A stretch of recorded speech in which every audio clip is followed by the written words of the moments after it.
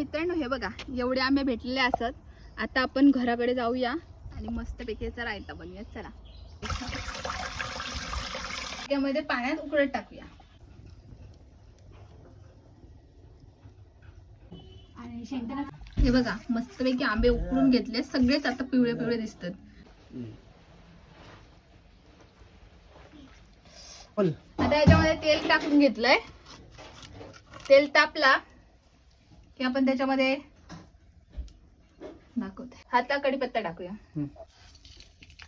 ठेचलेला लसूण. मोहरी चांगली तडतडली ना की आपण त्याच्यामध्ये काय टाकणार, हळद आणि थोडस तिखट. मला विचारतास की स्वतःला सांग. थोडीशी हळद आणि तुम्हाला हवं असेल तेवढं मसाला.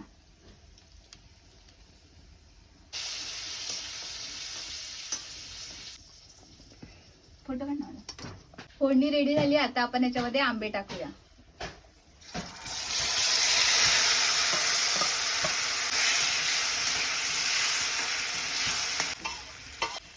चवीपुरतं मीठ टाकूया आणि आंबट गोड लागासाठी आपण ह्याच्यात टाकूया आता गूळ टाकूया.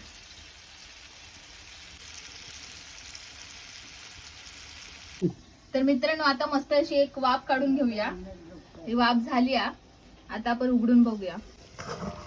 वाव मस्त असा आपला आंब्याचा रायता रेडी आहे. ही रेसिपी तुम्हाला कशी वाटली नक्की कमेंट करून सांगा. आवडलं तर लाईक करा आणि व्हिडिओ शेअर करा.